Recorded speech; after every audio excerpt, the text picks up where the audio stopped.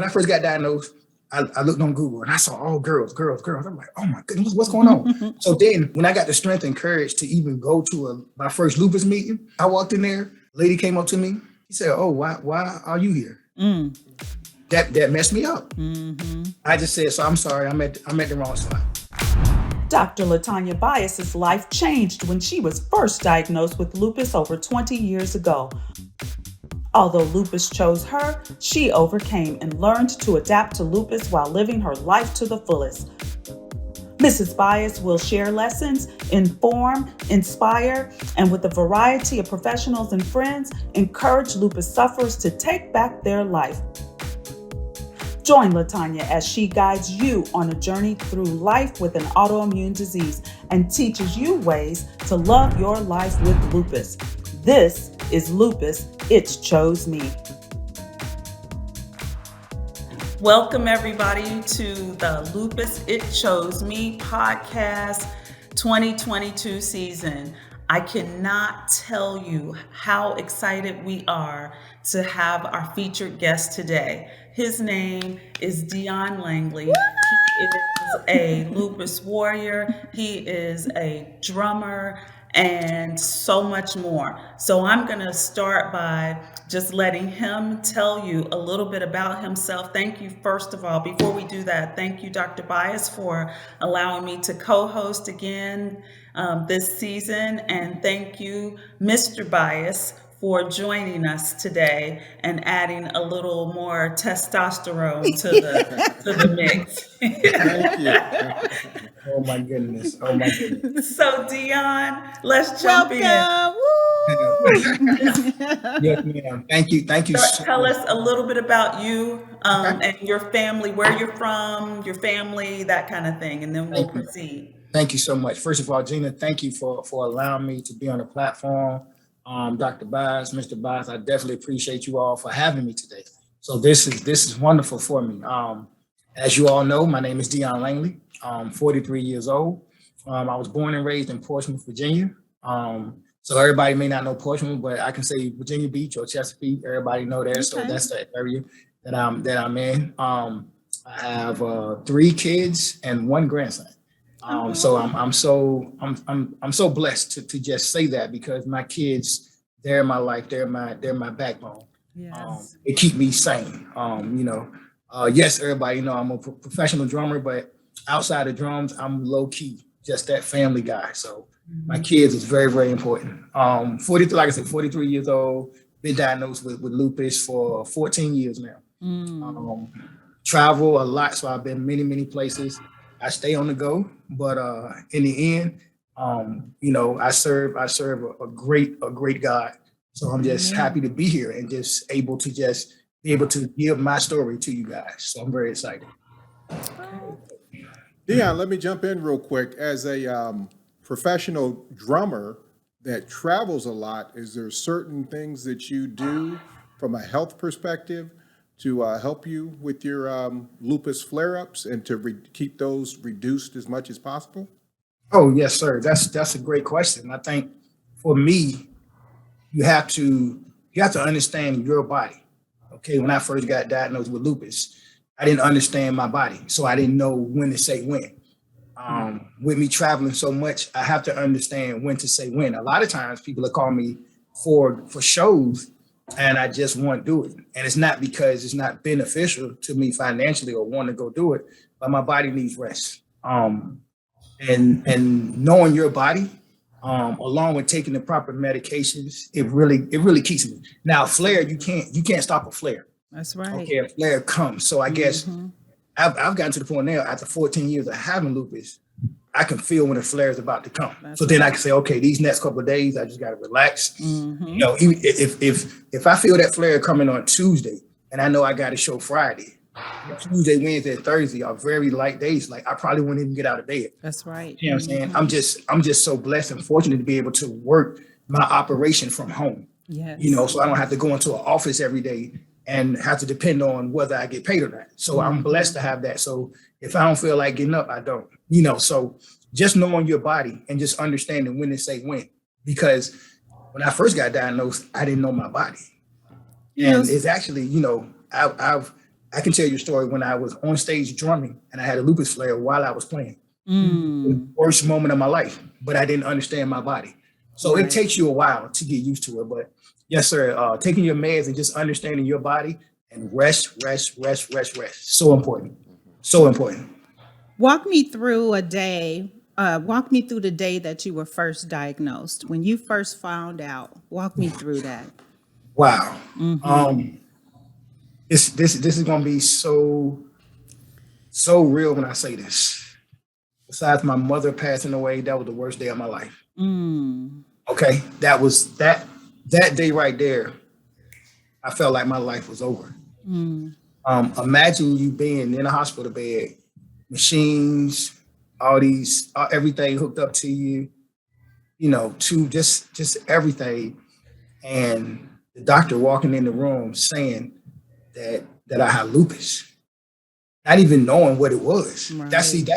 That's when the fear kicked in. Oh yeah. He walked in and said, "You have systemic lupus," and the first thing I said, "What is that?" So when you don't understand it, it brings fear. Absolutely. So it was automatic fear from that point. I thought I was gonna die. I said, that's the first question I asked. I said, "Doctor, I'm gonna die." But he said, "No, but how many people even know about lupus?" You see, even before I got diagnosed, I didn't even know about lupus. So when I tell you that was the worst day of my life, because number one, as a man, you are the breadwinner. You supposed to be the strong guy. You supposed to be strong. Walking in and my kids see me hooked up and stuff like that, like that's just not a good feeling. But then you get diagnosed with something that you have no clue about. No control. No nothing. Yes. And oh my goodness, when I tell you, man, listen, I cried. I cried, like the tears didn't stop rolling for so long. And this was days, weeks, probably months after, still trying to figure out why me. Right. That was my question. So I just asked God, why me?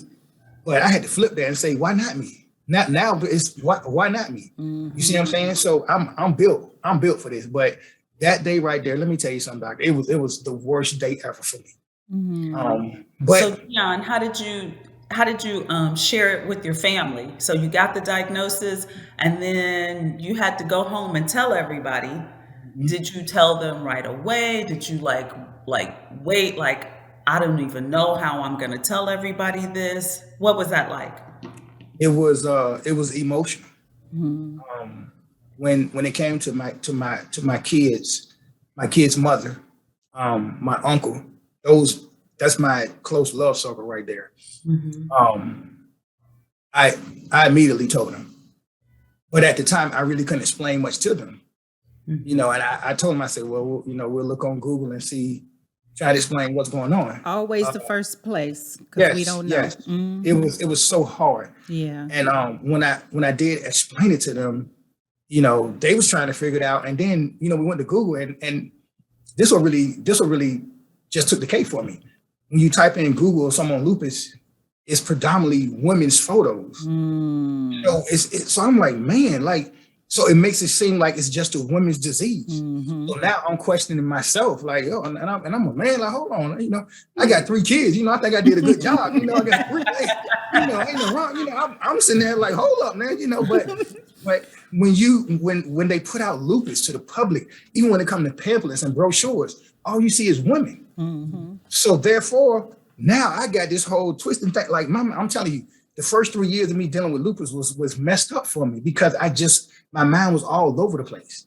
Like how can you be a man carrying a women's disease? Because that's what's exposed out there.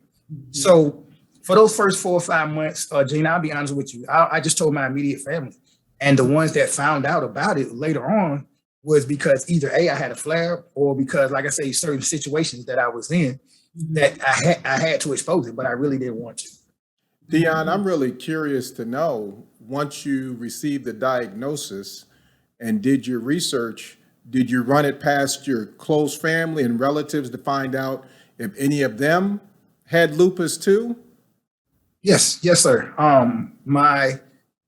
Once I was able to get it out, I actually found out that my grandmother had it. Okay. But hers went into remission for so long. So it really, she really didn't have to talk about it because it was other things that had her, you know what I'm saying, health, her health issues. Right. So lupus really wasn't talked about when we had the family meetings and stuff like that. But my mom had it. Found out I have an aunt that have it, but still, I was still kind of tripping off the fact that I'm a man. Mm-hmm. Like that whole fact right there still had me in that position to where this either this a wrong misdiagnosis or something just not right. Mm-hmm. Because it was like everybody that I talked to were just women. Yeah. But those are the only two that I knew that was close to me that had lupus. Yes, sir. Let me read the statistics, you guys. It says approximately 1.5 million Americans have a form of lupus.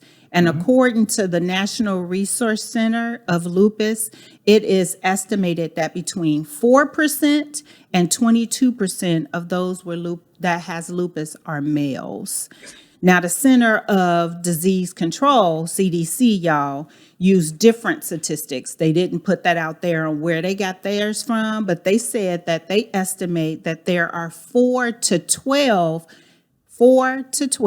women with lupus for every one man. Mm-hmm. So when I first wrote my book, which was 2 years ago, and when I first just on this major journey, which was years ago, it was, like you said, only women. Yes. And then I did some research in China. We found out what it was, not eating rice and all this kind of stuff. And then all of a sudden I found one male that had lupus. And I was like, wow. But they still, the whole media, everything, was all on females, and we know now, today, which has now changed my whole second book, that lupus does not discriminate now. Yes. First they had a whole category with ages, and I wrote this in my book when I did my research. It was between certain ages. Now, like I said, we suffer. Everybody suffers. That's it. I even got my youngest, and my kids tested. Because when I got diagnosed, I had my first concern was my children, because again, it's not publicized a lot, especially in the area I'm in. So when you say that word, it's kind of like lupus was kind of like AIDS to me. You know what I'm saying? Like when you hear it, because you don't know, it's fear. So that's how I took it. But I had to just really I had to pray and just really get focused and just ask God, to definitely get me through this, because I can't do it alone. But through research and me, studying and learning, and like I say, understanding my body, I'm still blessed to be here. And that's why I'm here to advocate and do what I can, not just for the lupus community, but for everyone. Because I can walk in the store right now to this day, and someone, they can look at my merchandise or something, and it'll catch their attention. But when they ask about, wow, does someone, they'll basically ask, does someone in your family have lupus? That's right. Not knowing that it's me. So then when I say that, they get that, whoa, it's like it's because they don't see men having lupus. That's right. So I really love that when they say that, because now I had an opportunity to advocate and spread awareness to somebody that probably didn't even know that man get lupus. So when we had these conversations, they always say, well, my aunt, my sister, my mom got lupus. And then when I tell them I have lupus, it's like their eyes just get so big. It's like, whoa. So, so I just, again, I feel like God put me in this position for a reason, not just for myself, but to make a difference. Now, I do have a question. Growing up in your environment, do you think that played a part on how possibly, did you even think back on how you could have possibly, got this? I know you said that you eventually found out that it's hereditary. So, but before then, because there's statistics out there about your environment. Do you think your environment played a part as well on you having lupus? You know what, doctor, that's a great question, because growing up, I was always athletic. Played basketball and sports, ran track, ate pretty good. You know what I'm saying? But I was never that person to be lazy. I was always on the go, playing drums, traveling. I was so lupus was probably the last thing that I would get. I would have took arthritis a little better. You know what I'm saying? No. You know what I'm saying? Right. Which is all a form of it. Right. That sounded better to me. You know what I'm saying? But But I just never really understood how, you know what I'm saying? Like, to me, I just seem like that could be a question that I'll never know the answer to. Right. Because growing up as a child, you do what you do as a child. You have your routine. And like I say, again, I was so active in sports, everything, So, and like I say, even when I did get diagnosed with it, I was at the point in my life where felt like I was healthy. Wow. Like still being me, still being Dion. Nothing has changed. You know what I'm saying? So I'm like, I'll be honest with you. They can say environment, but I mean, I grew up in where we get 4 seasons: summer, winter, spring, fall. So I get a taste of everything here in Virginia. So that's probably a question I never had an answer to. But that's what they say, though. They do say that environment plays a part. And then also too, I researched that now that we are aware, that lupus doesn't discriminate. That in men, y'all suffer more. Y'all have more organ damage. Y'all also have stronger inflammation reactions than women do. Yes. So tell me a little bit about some of your symptoms. Wow, man, it's the pain sometimes. It's unbearable. Excruciating. I know. Like it is like, I can't even explain the pain level sometimes, because all you can do is just lay there. Yeah. All you can do is lay. If you move, it hurts. Yes. If you try to, it was to the point. That's what I'm saying. I'm so grateful for my kids. My daughter, she was like, I think she's about 19, 17, 18, in that range, where she had to be the lady of the house and take care of the house because daddy couldn't move. Like, my baby boy had to tie my shoe. It was like, that was so embarrassing, but the pain is so bad. And, they say that they're still trying to figure out a medication for men. So in reality, we're still taking the women's medication. They come out of hormone drugs. Yeah. Yep. So it's, with all the hormonal drugs. So at the end of the day, it's like we getting a boost, but it's not the boost that we need with that male, male body we have. So it's a different type of pain. And see, with my lupus, it caused me to have heart disease, the pericarditis. I get the fluid around the heart. So it's terrible. Like, some nights I can't even lay flat in bed. I have to sit up at an angle and prop like 101 pillows on my bed. So so it's like, but you do what you have to do to maintain, because I think at the end of the day, it's still no answer for it. Yes. So you have to put that in the back of your mind. Either you're gonna sit and suffer, or you're gonna wait for an answer. And at this point, Dion can't wait. You understand what I'm saying? So we have to just put some to make us comfortable for that time frame. That's and right. Again, I'm it's not a knock against the doctors, but it's one of those things with lupus patients. Every time they go to the doctor, guess what? They add another medication.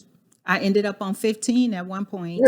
Hey, I think I was up to 20 on some change. And yes. I opened my hand one day and I was like, man, this literally didn't, like, I literally just got upset and say, this makes no sense. That's like, right. That's what I'm saying. I was athletic in school, played ball and all that stuff. Like, I'm got all these pills in my hand, and it's like, why?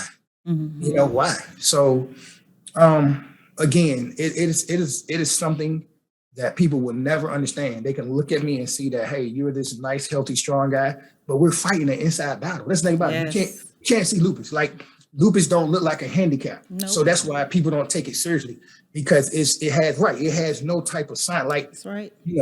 I can be standing beside 3-4 different people, and no one would never look at me and say that I have lupus. The only reason I get the attention that I do, because I wear my merchandise. If it weren't for that, nobody would never know. Hey, Dion. Yes, ma'am. We have so much more to talk about with you. We're going to pause, take a break, and then we'll be right back. Sounds good. I wrote the song Beat It Like a Drum, came up with this idea because I wanted to share my experience with the world about being a drummer with lupus. When I first had the mindset to put the song out, it was something that I wanted to do for the lupus community, because I feel like lupus has no identity. We got cancer, we got everything else. It seemed like everything else has identity besides lupus. I want lupus to have a name.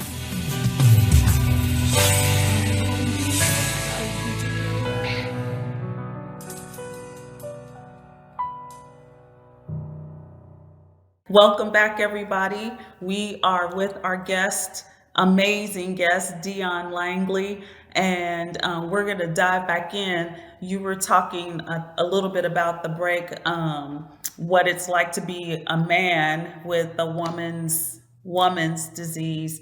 And so we wanted to just kind of piggyback on that and keep going and ask you a question related to hiding the fact that you had lupus. Some people that we've talked to said, I had to hide the fact that I had lupus because people didn't get it, they didn't understand, and so it was easier to just try to act like I'm normal than to try to explain what's almost unexplainable. That's it. That's it. I think one of the biggest things that really bothered me, or that I had to adjust, was my social life. It really changed, and I hit it. I'm not even it was something that I didn't really talk about, and it was hard for me to connect socially because when people hear the word lupus, it scares them away. Mm-hmm. And the only reason it scares them because they don't know. Mm-hmm. So to me, I guess I can't blame them if they don't know, but they made it, it made it seem like it was a death threat.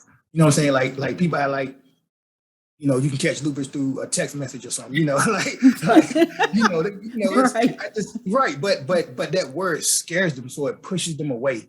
So socially, it really was a dramatic change for me. So I had to learn to I had to learn to just be alone and really focus. Like going through that time stretch was hard because that I really had to get myself mentally to the point to where not only with me just dealing with lupus, but dealing with the things that made my life change because of lupus. Mm-hmm. Even when it came to my whole drumming phase, it changed my life. It changed. Like I can't be on stage no more for 2 hours doing a whole show. Mm-hmm. Like people don't understand. It takes so much out of me to get on that drum set. That's right. People have no clue. I do. Exactly. But people have no clue how much energy it takes me to get on stage. Yes. Mm-hmm. I get off stage and I'm telling you, after a show, I am done. That's it for me.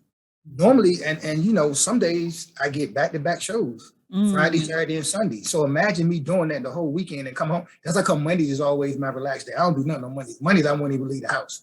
You know what I'm saying? Like Mondays, my phone off and everything. I just go in the hiding on Mondays because I exert so much energy. But imagine me trying to be or compete with a drum world that don't have lupus, but I'm up there competing and people don't even think I have to be.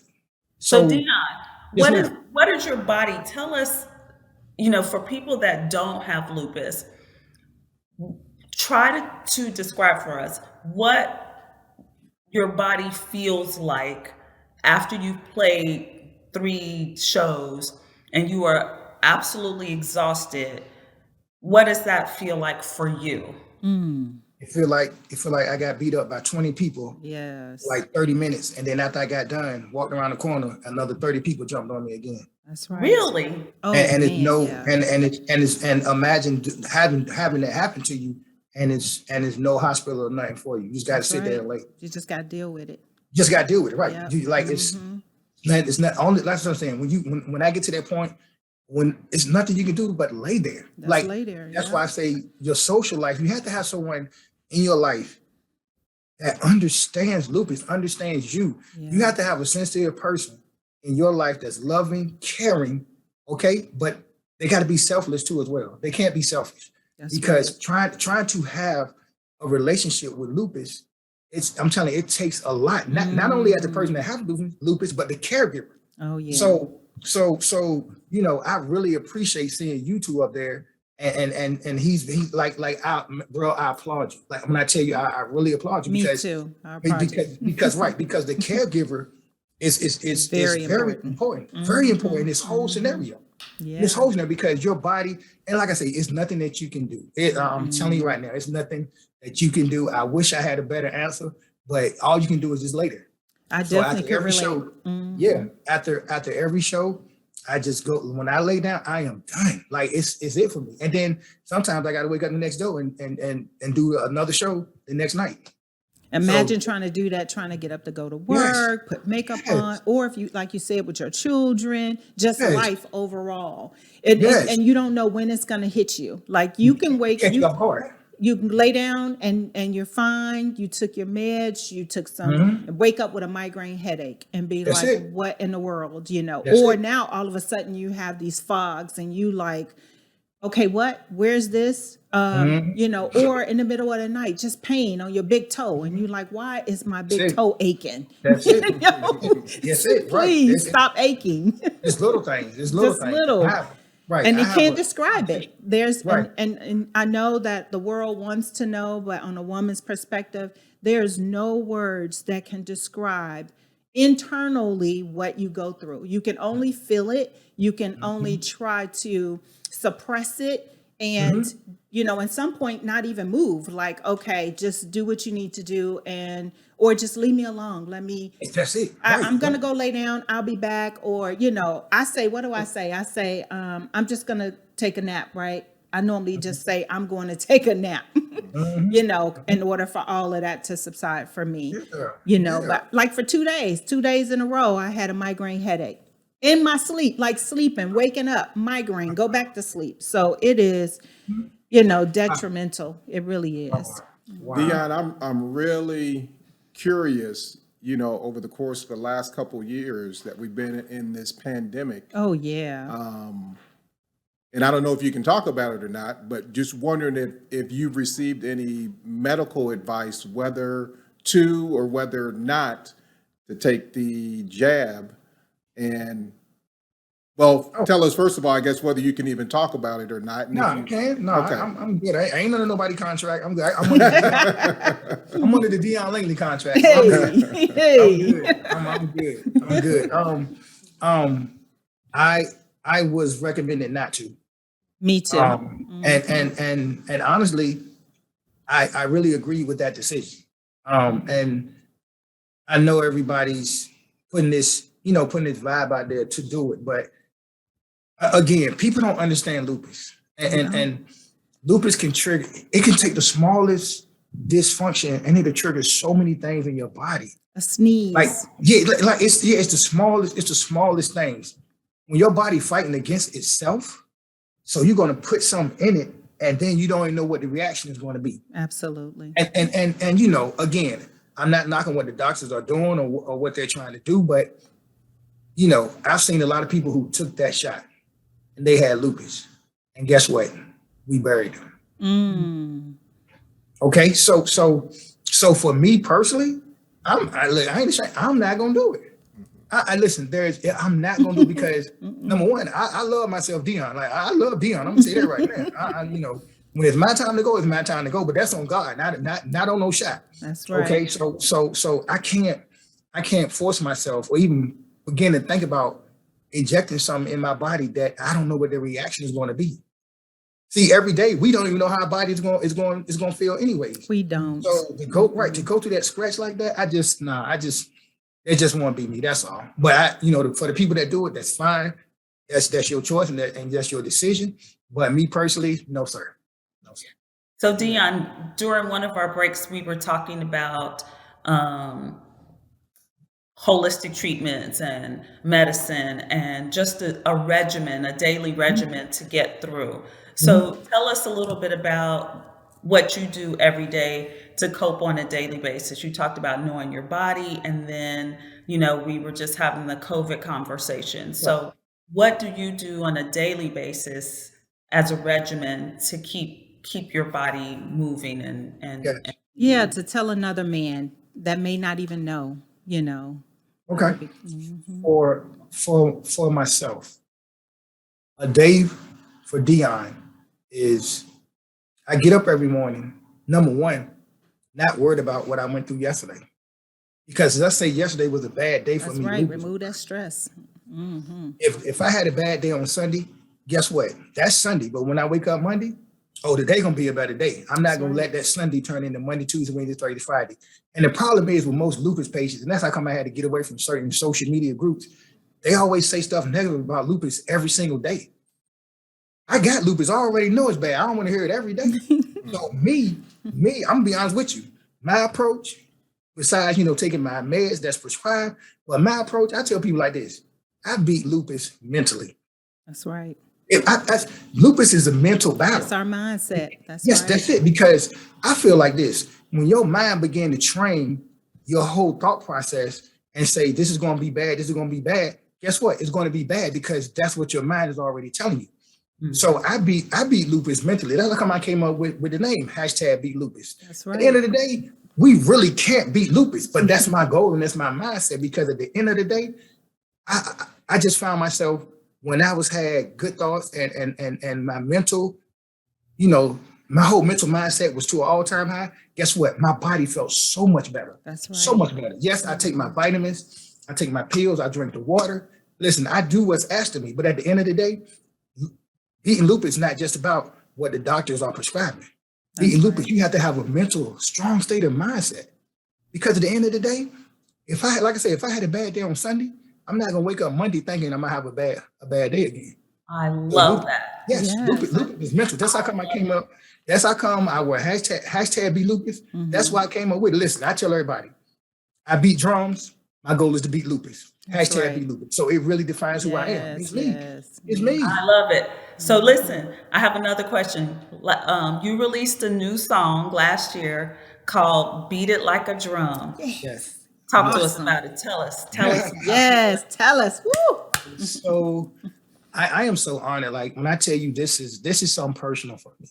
And Gina, I really appreciate you asking me that. I wrote the song "Beat It Like a Drum," came up with this idea because I wanted to share my experience with the world about being a drummer with lupus. Again, when I first had the mindset to put the song out, it was something that I wanted to do for the lupus community, because I feel like lupus has no identity. We got cancer, we got everything else. It seemed like everything else has an identity besides lupus. Mm-hmm. So it was to the point to where I got to figure this out. I want lupus to have a name. So I came up with "Beat It Like a Drum." It's an awesome song. I was blessed to have my awesome female vocalist Roberta Leo on it, along with my band. And the song really made a difference in a lot of people's lives. It actually was nominated for 2 Vera Music Award nominations 2020 this year. Nice. But although I didn't win, it was just the fact that my song was nominated. Congratulations. Awareness, that's all that counts. Awareness. Congratulations. But what's funny is the artist that wrote the song for me, we actually won another song because her song won Song of the Year. So it was that. So so it was still a good night for us. But at the end of the day, my goal was to put out a song so that the lupus community will have some type of identity. And "Beat It Like a Drum" is just a song basically saying we're fighting the war inside us that people may not see. So, and if you listen to the lyrics, and for real, it's not only just for lupus community, it's for the autoimmune community. Let's just be real. Anyone with an autoimmune disease can listen to this song and it'll motivate you and it'll just give you inspiration. Yeah, we definitely have to stick with affirmations in order to survive day to day. I tell my family and friends, mainly my friends, all the time, which I had to exclude a lot of friends because I had to, digress from the stress. I just, hey, that's a good one. Digress from the stress. So, but yes, I try to stay positive. And even when it comes to my daily quotes or posts that I put on my social media, which I love, by the way. Oh, thank you. I appreciate it. The thing about it is everything that I say is real and it's coming from my heart, and it's something that I probably dealt with. And I believe I made a post the other day. Is your love circle helping or hindering you? That's right. I read it. And a lot of people don't understand your love circle is so important. When you have lupus, let me tell you something. Stress is that's not gonna work. Mm-hmm. So if anything that's stressing you, you gotta let it go. You gotta let it go. And I had conversations, and I think I did a YouTube video a while ago on your love circle, whether it's in your home, friends, work, anything. Your love circle and that stress is so important when having lupus. And people they kind of don't, they really just overlook that. But it's really important. You made a great point. Awesome point. So Dion, I know that you have an apparel line, and you part of your goal with what you're doing is to raise money and to help, advance lupus research. So what's happening right now in the lupus research world that you're most optimistic about? Is there anything that you have learned lately that you're optimistic about in terms of research? Well, there. So that's the part A. I'm going to throw a part B in there. And if the answer is no, then what would you like to see happening in terms of research? Got you. I've been getting word that they are at the point to where they're trying to find a medication for men. And to me, that's awesome. I think it's needed. Like it's really, really needed. But I just feel like in order for the research to get better for men, we have to have more men speak out about it. And I ain't saying you got to be on this Dion Langley platform. No, I just need you to just say, hey, I'm in it with you guys. I'm supporting, people. You may not want to speak. You may not want to be on the radio, on TV, or so, but we just need, my goal is I need more men to just come on board with us because it's strength in numbers, So in order for the research to grow, that's what we need. So we can get that. But other than that, man, I think that they said that they were supposed to be coming out with a stronger medicine to help men deal with lupus. And Lord, if they do, they got to give me a double dose of that thing. Do you think that men would be afraid to come out? Do you think that they may be afraid to come out? Yes. Why Because the not? percentage is really low. Yes. And but it goes back to what we were talking about earlier, doctor, that when you type in lupus, guess what you're gonna see? A bunch of females. That's it. The men, listen, men have egos. Or like men got this ego trip. And I think at the end of the day, even, when I get sick, I'm not gonna let nobody know I'm sick. I'm not gonna let nobody know I'm hurting. We got this ego. So look, when I first got diagnosed, I looked on Google and I saw all girls. I'm like, oh my goodness, what's going on? So then when I got the strength and courage to even go to my first lupus meeting, let me tell y'all something. Whew, I walked in there, lady came up to me. This is what she said to me. She said, oh, why are you here? Right then and there, that messed me up. I just said, so I'm sorry, I'm at the wrong spot. Oh. You see what I'm saying? Because and then I looked in there, number one, all females, okay. No African Americans in there, because we don't see those are things that people hide, but we don't want to talk about. Right. We'll shy away from that whole subject. And that was early. I'm gonna say that was probably early 2011 when I first walked into that meeting right here locally. And do you know how much that discouraged me? Because when you don't know, you go to the place where you think you're going to get help. And that's the first place I went to, and they was like, "Why are you here?" So just imagine, not just myself. Imagine if it was other men out there in other areas getting that same treatment. Right. So again, if I'm a man that's not real confident about who I am or don't want to talk about it, that's just an easier way to just deter you from even trying to get involved. That's why I came up with #BeatLupus, because sometimes you have to just step out and just, when everybody go right, I just go left. So sometimes you got to be different just to stand out. You can't follow the whole crowd, because if I was still following the crowd, guess what? I'd still be suffering, depressed, not even being where I'm at today. And God has opened so many doors for me. Awesome. You see what I'm saying? Yeah, so to me, I'm really praying that these larger foundations can really look into building a platform that men can feel comfortable. Absolutely. So Dion, how can we build community? How can we build a stronger sense of community in your mind? There are larger foundations, as we've talked about and acknowledged, that are doing really great work. But there's a part of the community that doesn't feel like there's a community for them, a place for them to go. In your mind, what would need to happen to not only just build a lupus community, but build one that was inclusive so that more men would feel comfortable talking about their lupus diagnosis? I would say teamwork. We have a lot of lupus groups, a lot of lupus communities, but y'all know me. I'm gonna be straightforward to it. We make it like it's a competition. We don't sometimes we don't want to work with certain individuals. We don't want to work with certain companies. We don't want to work with certain individuals. At the end of the day, it's hurting the total growth. We'll have 5 lupus foundations in one city or one area, but won't none of them work together. You understand what I'm saying? Like we have it. We just, again, won't nobody put the egos aside and come together and build a stronger platform. Because at the end of the day, we all, lupus is lupus. I don't care where you at. You can be in Jamaica, North Carolina.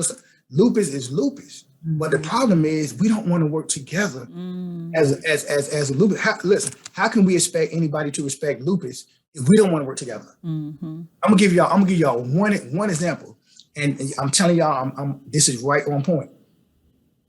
When May get here, guess what? We talk about lupus the whole month of May. Go hard. Only. You can't hit. I mean, lupus. Phew. June 1st, guess what? You don't talk about lupus no more for the rest of the year. Nope. That's where we mess up at.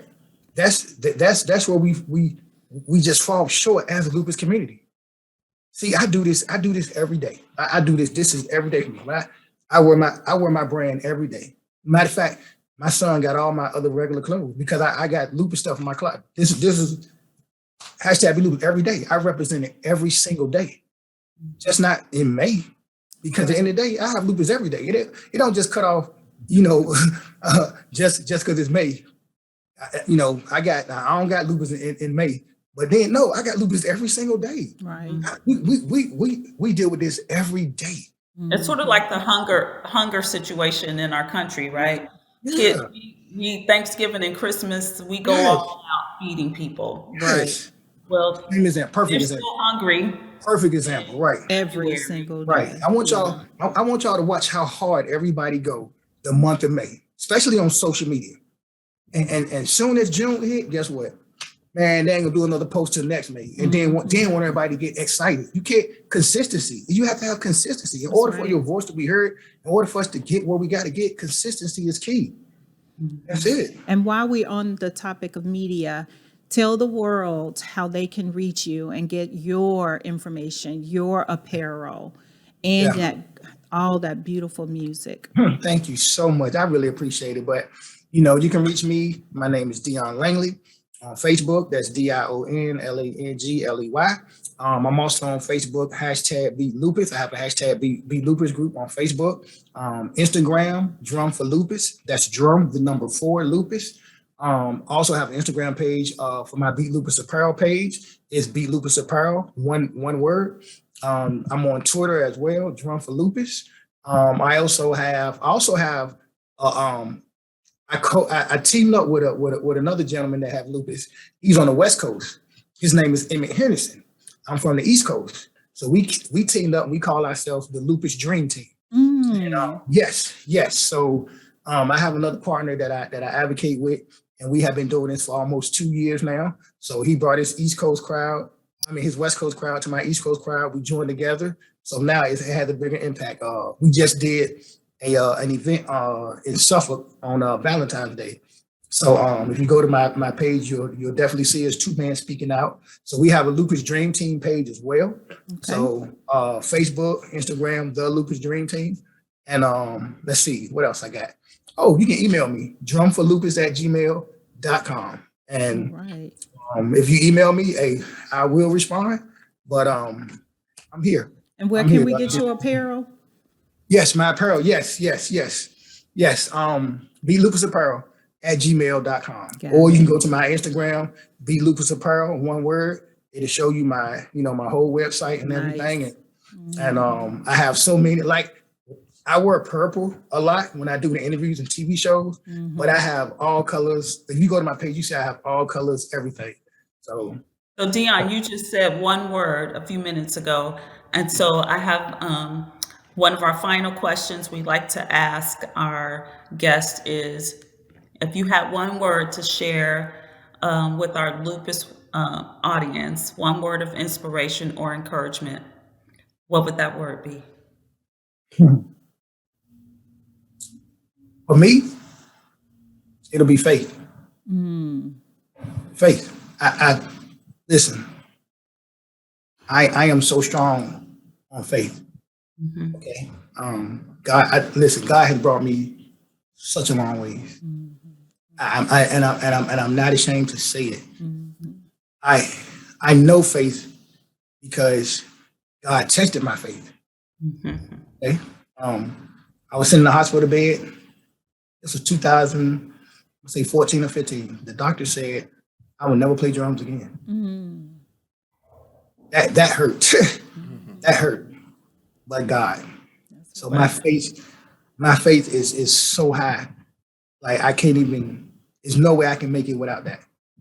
You know, and I use this quote all the time. I tell people I'm drumming to a different beat, and that's the beat Lupus. So I have so much faith. So anybody that has lupus, I would just say you gotta have strong faith. Faith will pull you through. Because if you're looking for a man, woman, you know, meds, the doctors to get you through this, you definitely gotta have faith. Yep. Got to. And I'm gonna stand firm on that. Anybody that disagree, that's fine with me, you know, but I know where I stand and I know why I'm here. That's right. You know, God has a purpose for me. I was so disappointed because when I couldn't play drums, so God was like, no, I'm not gonna take drums away from you, but I'm gonna use you drumming, you know, to just do something positive. You know, so I tell people all the time, I don't have to compete with any other drummer in the world because I feel like I already won the battle.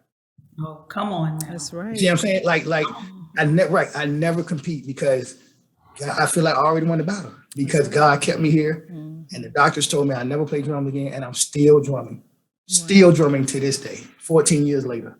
Wow. And so if that ain't God, I don't know what else to tell you. That's right. That's right. Can I tell you what? You totally won my heart. Oh, yes. Yes, yes. Thank you. I know. Thank you. Thank you. It's so important, you know. And I guess sometimes people, a lot of shows, a lot of things that I do, people they don't understand that. You know, when I tell you God is the source of my life, that's really what it is. Like, and I guess people may not know it because if you're not on a hospital bed and the doctor's telling you that you'll never play drums again, something that you love doing, and somebody telling you that you can't do that for the rest of your life, do you know how hard, that's a hard pill to swallow. Oh, yeah. It's a hard pill to swallow. But God, listen, when God has it, when God has control of your life, it's not, listen, I don't doubt anything he does for me because I've seen it for myself. So listen, I just know that God has a purpose for me. I used to want to be the best drummer in the world and just everybody knew me as the best drummer. No, God had a different purpose. Say, I'm going to use your drumming to make a statement. I'm going to use your talent to help people, to spread a word. So that's where I'm at with it. It's Hashtag beat lupus. like that's just where I'm at with it, and I love it, and I'm gonna keep on doing it. I'm going to keep on doing it and helping. We want you to keep on. Thank you. We want you to keep on doing it, and we hope that you and the dream team will come back and talk to us again this year sometime. Yes. Thank you for helping us kick off the 2022 season of the Lupus It Chose Me podcast today. I'm so honored. You guys are awesome. Continue to beat it like a drum. Couldn't have asked to start the season with a better guest. What a great beat. Boom, boom.